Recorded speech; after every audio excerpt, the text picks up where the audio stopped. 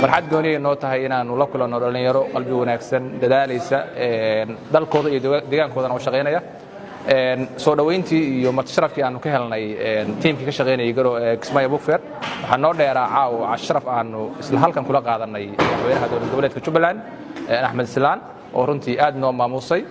runtii farxad gooni noo ahayd inaan la kulanno madaxweynaha isxog wareysano uga waranno dadkan haldoorka Soomaaliyeed ee daafaha Soomaaliya oo ka yimid iyo qaarkood xataa dibadda ay ka yimaadeen waxa ahay Munadirsha maanta iyo biri dambaba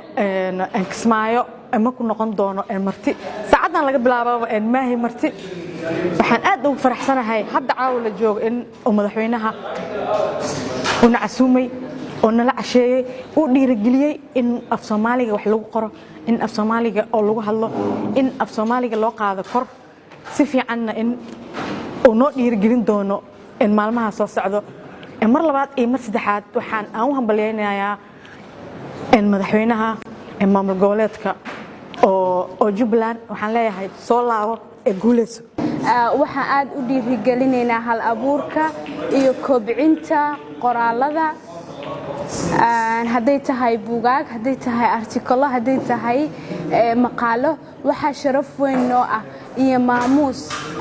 qadarin iyo mudnaan leh maamul goboleedka Jubbaland inaan kala kulanay dawlad iyo shacab iyo dhammaan asxaab iyo qaraababa soo dhaweyn diiran bogaadin iyo maxay hayto marxabeyn ay nagu qaadeen laabta waxa farxad noo ah inaan caawa la casheynay madaxweynaha Jubbaland madaxweyne Axmed aad basharaf noo tahay waa bogaadinaynaa waxaan leenahay waxa dhiirigelinaynaa sidoo madaxweynuhu u dhiirigelinayo qoraalkii akhriska durbadiiba waxay tiri hadmaad cabdu dalxiisi hadmaad soo daawan Kismaayo dalag iyo beeraheeda badiyo biyada ku dayran hawada dabacsan ay leedahay hadmaad damaashaad ku tagi dulqaadkii haybadiisa hadmaad sayidkana ku diirsan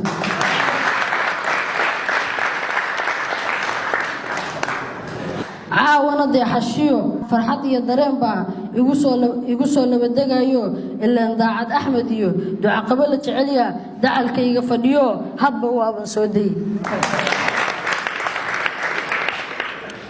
door weeye la doorto dulqaadkiisu badayo wanaagana la dariso dalkaani uu rabo dadka u bogayo dan yartiyo maatida iyo miskiintu u dabacsanyo xaqoodu u doodaa waa maalmo duniduye intuu dawgeeda joogo allow deganaansho sii allow cadowgiis ka daa allow muraadkiisa u door allow duligana ka dhowr waxaan aad ugu faraxsanahay inaan caawa halkaan muhiimaddu iima ahayn inaan casho cunno laakiin muhiimaddu waxay bar inaan isu qaadanno inaan intaanoo caqliyaha iyo aaraadan iyo fikradan aan wax ka ogaan karayo oo dadku dareenkooda iyo baahida jirta iyo sida loo fakaraya iyo dhalinyaradu waxay ku xashaashaqayso inaan wax ka ogaano aad bay muhiim noogu tahay waan idinka mahadcelinayaa markaa horta inaad isu timaadaan oo carwadu ma aha in bugaag la soo bandhigo keliya waxaa asala in caqliyo la soo bandhigo waxaa asala in fikirro la soo bandhigo waxaa asala in wax la kala qaato taasaan isleeyahay guul bay noo tahay sababtoo maanta qofkii booraba ka yimid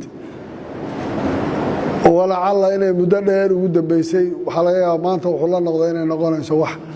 ka bedelanoo berri markuu camuud iyo intuu tago xaflad meeshaan lagu qabanayo inuu yidhaahdo waargeeskii shaan ka mida waxaas waxaasaan soo arkay macno kale ay abuuraysa taa marka waxaan is leeyahay aad bay u tahay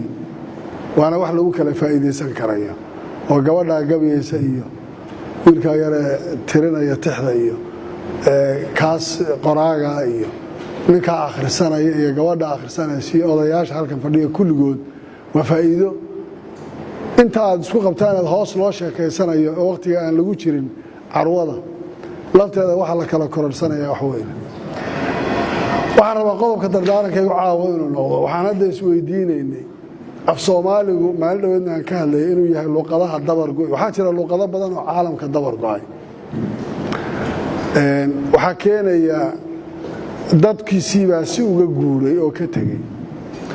soomaalidu xilligii hore ee af Soomaaliga la qorin bayska ama gunta taariikhdu waxay ahayd gabayaagu facebookna ma jirin cajalad lagu duubaana ma jirin youtube laga fiirsadaana ma jirin maanta oo dhan qof baa gabay tirinaya markaa uu tiriyo gabayga mar labaad laguma soo celinayo mashriq iyo maqrib baa lala kala tegaya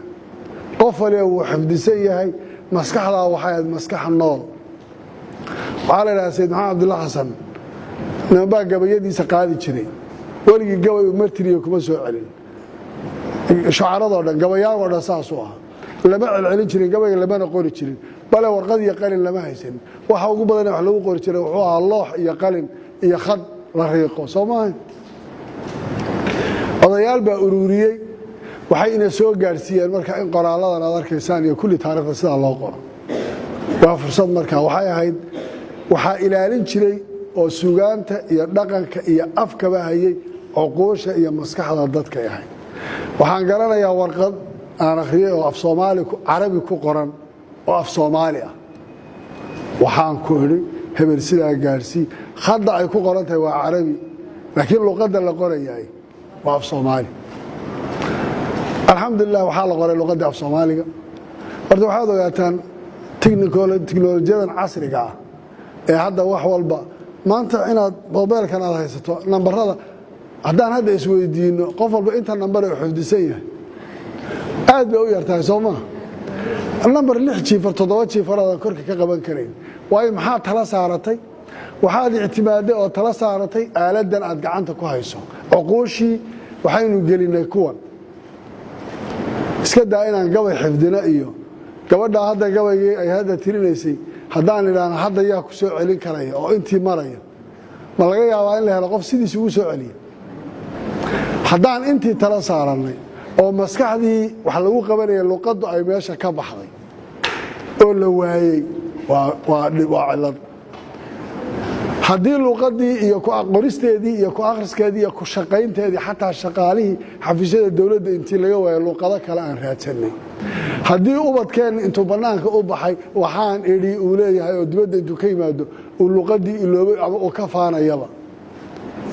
seebay luqaddu ku sii jiri kartaa ay ku noqon kartaa luqad jirta oo jiilalka dambe ay kala dhaxlaan waxaa hadda ka hor halkan iga qabsatay u fiirsada warqadaha hadda xafiisyada dowladda laysu qorayo xafiis xafad warqadu u qorayo waxaad arkaysaa ingiliish ku qoran haddaad tiri af Soomaali ku qor kana xafiiska jooga sekretariga xataa ma qori karo oo isku laalaabi hadda waxaan lahaa imsa shibanaha iyo shaqalka iyo shibanaha laba laabmi iyo maxay yihiin iyo way adag tahay inuu qofka hadda dhalinyarada maanta joogay inuu ka sheego oo luqadii af Soomaaliga iyo qaacidadeedii iyo waxa naxwaheedii iyo sidii u qoro way ku adag tahay taasaa keenaysa markaa waxay gaadhay in laga faano oo luqadii ay noqoto mid laga faano laga tago waxba aan lagu darsanaynin sababta waxaan tala saaranay luqado kale in lagu soo noqdo waxay la tahay oo weliba sida wiilka yar iyo jeelasha dambe hadda ay ku baraarugaan hawsha la waxayay kulligeen bay waxtar inoo tahay luqadda af Soomaaliga waxaan malaynayaa markay soo baxday fasalka afraad baan iskuulka waan marka dugsiga hoose af Carabi baa lagu dhigan jiray marka aad ka baxdo dugsiga dhexe gaadho markaas Talyaani iyo Ingiriisi laakiin bayska waxbarashadu waxay ahayd xamar baan ka dhiganay af Carabi baa lagu dhiganay waa la soo qoray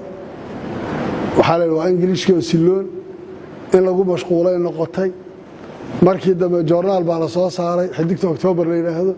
suuqyada lagu dhajin jiray dadku caado uma ahayn in mujalla dad yar baa wax gadan jiray oo soo akhrisan jiray waxaad arkaysaa joornaal meel ku dhaganoo la wada fiirsanayo intii qof waliba tabeelahaas laga akhrisanaya idaacadahan iyo waxaan Facebook ma jirin duhurkii markay idaacaduhu soo galayaan makhaayadaha meel naastar oo la jirto kuwaas laga dhageysanayo la isugu tagaya oo waqtigii hadda dagaalkii 74 bariga dhexe oo socday oo kale yani xadaaradda jirtay waxay ahayd mid aan oran karo way koobneed waxaan hadda caalamka ina baahiyay mayna jirin wax ka bedelan baa waad garan kartaa marka waxa ay luqadani soo martay iyo dadku waxay ahaayeen sidii la ahaa qoraa badan iyo gabayaa badan iyo in la ururiyo markii luqadda la qoray baa la gaaray marka oo la yiraahdo yaa ahaa gabayaagii Soomaalida hal keen oo gabayadii hebel iyo gabaygii hebel iyo silsiladii deeleyda iyo silsiladii hebel iyo ilaa waa la isu tirin jiray way dadkii markaa garanayay baa noolaaye waxay sahashay luqadda qoraalkeeda in la ururiyo hadda waxaan taaganahay silsiladii iyo luqadda qoraalkeedii iyo suugaantii inay lunto oo maanta ay lumaan waa hadda afrax miduu lahaa waxaa la yidhi maxaa Soomaaliga wax ku qoranayso yaa kaa qaadanayo sidan kaa yeelayo sidan ku samaynayo waa run inay ceeb noqoto luqadaadii inaad ku hadasho oo barato oo annagii baa hoos soo dhigayna Soomaa hadda ka hor baa waxaa dhacday waataan mar isugu nimid meel shir waxaan filayaa dhowr iyo 17 TV baa taagnay waa shir Soomaaliya luqadan Soomaaliyeed baa laga hadlayaa qof walba wuxuu rabaa inuu Ingiriis ku hadlo dadka nala jooga luqadda garanayana waa number aad u yar laakiin maxay tahay qofku inuu wax yaqaan maxaa lagu garanayaa waxaan kala garan weynay luqadda iyo aqoonta luqaddu ma aqoonba luqaddu waa luqa waxbay fududaysaa waxbaa lagu bartaa waa lagu shaqeeyaa laakiin cilmigu ma aha waan hubaa xisaabta kalkulaska ahayd ee fasalka 7aad lagu dhigan jiray ee af Soomaaliya lagu dhigan jiray maanta midka jaamacadda dhigtay Ingiriiska ku dhiganaya inuuna ka shaqeyn karin waan hubaa haddaan hor dhigo waxbarashadii aan lahayn iyo siday u dhisnayd iyo waxa la baranayay iyo fahmada dadku siday ahayd sibay ahayd haddana wala soo cayminaya wuxuu moodayaa afarta baraybaadka uu ku soo dhigtay oo seeraalaha ku soo galay inay tahay waxbarasho taasi isku halaynaya wuxuu ku kalsooyay inuu turjubaan noqdo oo luqadii ay nooca waxbarashadiisu noqoto waxaan rabaa markaa inaad dib ugu noqotaan oo la dhiiri geliyo oo luqadda aynu ka shaqeyno dhaqan guur baa ku socda oo kuwa dibadaha jira carruurtooda intay keenaan bal ay raximkii iyo ayeydii iyo awowgii iyo dadka dibadda ka jira iyo xataa baadiyaha loo bixiyo oo ay dadkii gartaan dhaqankii si loo raadiyo oo dhaqanku ma aha kuwa qaadka cunaya ee geel jira banaanka wax kale ku waxaysanaya qoriga la wato dhaqan suuban baynu lahayn oo waxaas oo dhan ka bedela inaan carruurteena iyo dadkeena dib ugu celino qof waliba uu ka fakaro inuu helo war taariikhdan bari waa tagaysaa bal ubadkaaga maxaad uga tagaysaa oo middaa laga shaqeeyo aad baan isleeyahay waxtar bay ugu tahay waan ku faraxsanahay caawa mar labaad iyo mar saddexaad intaanoo dhallinyaro ah muuqaalka yar laakiin da'da waaweyn oo qoraa oo fakaraya oo buwaag Soomaaliya qoraya oo taariikhdii ka hadlay oo gabayaa oo intaa marayay maanta waxaan isleeyahay wax badan bay noo taraysaa aan ku dadaala markaa in la sii labanlaabo la joogteeyo la dhiirigeliyo laga wada shaqeeyo luqadaas iyo dhaqankeennii iyo sugaantii aan lahayn iyo taariikhdii aan lahayn inayna lumin taariikhdu inaad wanaagga ka qaadata waxtar bay noqonaysaa taariikhda kuma jirta dagaalka sokeeye iyo mooryaannimada iyo dhaqankan baryahan daba soo xumaaday iyo waxaan dhibaatada tadarufka iyo waxaasoo dhan dhaqankeenna asalkaa baan ka hadlaya waa inaan kaa raadino ubadkeenna aynu barno midaas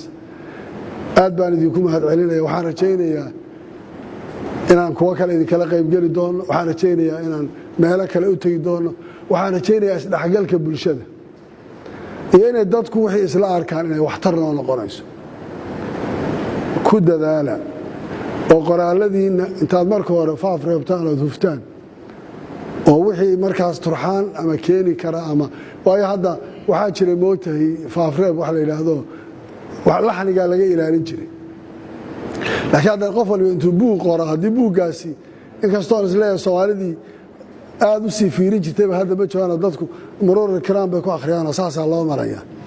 in haddana bal waxa la qoraya laftirkiisu la garto saamaynta iyo bulshada waxa uu ku leeyahay iyo taariikhda wuxuu ka geli kara iyo maxaa deelqaaf oo ku jira iyo ma dad bay wax u dhimaysaa iyo kulli dhaqankaas oo dhan intii laga fiiriyo qof waliba uu qofka kale uu garanayo ee isleeyahay uu kugu dhaamaa inuu intuu u gudbiyo intuuna soo daabicin buuggiisa inay jirto guddi ama akademiyada ha raadiso ama cid kale inba la raado oo la akhriyo oo la faafreebo qoraalkiisa ka hor ma aha editinka xarfaha ee in lagu sameeyo laakiin waxyaalaha loo baahan yahay in laga saaro waxa dadka isu soo jiidaya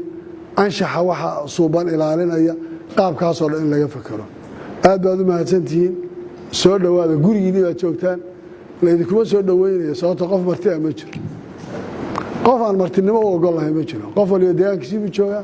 gurigiisiibuu joogaa laakiin waxaad marti ku tihiin inaad hadda inta xafladdu idiin socotay iyo inta carwada aad ku jirtaan asalaamu calaykum waraxmatullahi wabarakatu